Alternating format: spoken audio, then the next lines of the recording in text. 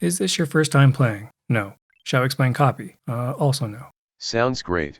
Here is your tutorial. Why did you even ask? Ha ha ha ha ha, you stupid fish.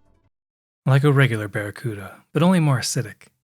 What's up everyone? Today I want to talk about Kirby Super Star, released in 1996 for the Super Nintendo. As always, we have to ask, what is Kirby Super Star? And basically it's a platformer which was and has been typical for Nintendo. However, I think Kirby fits a nice niche that wasn't very common for other 90s platformers. The main mechanic of Superstar is to copy enemies and use their abilities. Kirby can also create a partner which is either controlled by a computer or a second player. As long as Kirby has a power, he can spawn a second player at any time. This is one of the biggest appeals of this game, as it's one of my favorite co-op games on the Super Nintendo. At a glance, Kirby is supposed to be cute. To me, he's brutal. I'm singing in the rain. The majority of his enemies are pretty innocent, so killing them feels pretty wrong. Even the methods he employs may look cute, but in reality they're much worse. When it comes to Kirby, he'll burn his enemies, paint them, cut them, reach Nirvana, and probably worst of all, cook them in a giant pot and then immediately eat them. This guy's a cannibal. Oh god, it's so good. As far as AI and optimization goes, the game is very well designed. My only complaint I would make is that the computer-controlled helper can be a bit dumb at times, but for what it's worth, it works 80% of the time during combat. Just don't expect them to follow you into a dangerous area and survive. Looking at the graphics, these are pretty late in the SNES's life cycle, so I would say they're pretty good. Keep in mind they were a bit lacking when compared to Super Mario 64 or Resident Evil, which were released in the same year, but I don't think that's a fair comparison given the game was released on the SNES. For difficulty, Superstar is very well balanced. Overall, the game can be beaten about 3.5 hours, which is pretty short.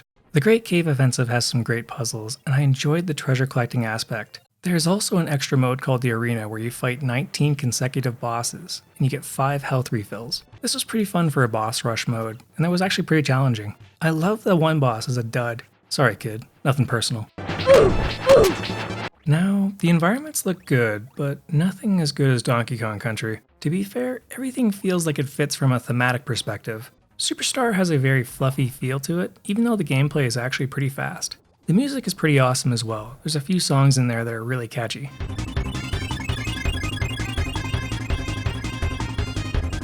Let's talk about the weapons of Kirby Superstar. The plain regular version of Kirby can fly around and inhale his enemies. Once he does so, he can copy their abilities. Kirby has access to over 20 abilities in game. There's Beam, Cutter, Fighter. Where the heck are you gonna put this thing? Parasol, Sword, Fire, Ice, Plasma, Yo-Yo, Bomb, Wing, Mirror, Stone, Wheel, Jet, Suplex, Ninja, Copy, Cook, Mike, Crash, and Hammer, who is my favorite. Monster kill. The partners you generate from all of these abilities are also unique, which I thought was pretty bonkers. When we look at the enemies of Kirby Superstar, I find that designs are great, and there's tons of variety. They have Waddle Dee, Waddle Doo, Mike Dude, Grizzo, Scarfy, who I find terrifying. Oh my god! Tax, Lovelies, Cappies, Get over here! Blade Knight, Sir Kibble, and many more. We also have to look at the bosses. There's King DDD, Meta Knight, Fatty Whale, Heavy Lobster, A weapon to surpass Metal Gear. Dynablade, Krakow, Computer Virus, Camelio Arm, Lololo and La La La, Wispy Woods, Prepare for trouble! Make it double! Twin Woods, Wham Bam Rock, various mini-bosses which we encounter way too many times to count. And last but not least, the final boss, Marks. You know, for a final boss design, Marks was pretty awesome. The black hole attack he has is pretty crazy.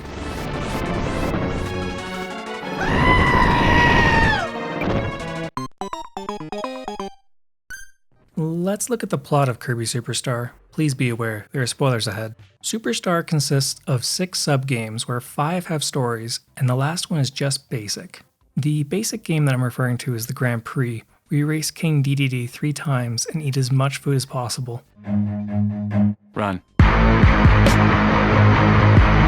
Then there's Spring Breeze, where King DDD steals all the food in Dreamland and Kirby takes it back. The next game is called Dynablade, where a gigantic bird named Dynablade terrorizes Dreamland. Kirby eventually fights down a Blade, and we find out she's been collecting food for her children. Kirby then helps them out and gives them apples from Wispy Woods, and the family of giant birds moves on. The fourth game is called the Great Cave Offensive, where Kirby falls into a hole and then winds up plundering everything that isn't nailed down. It's free real estate.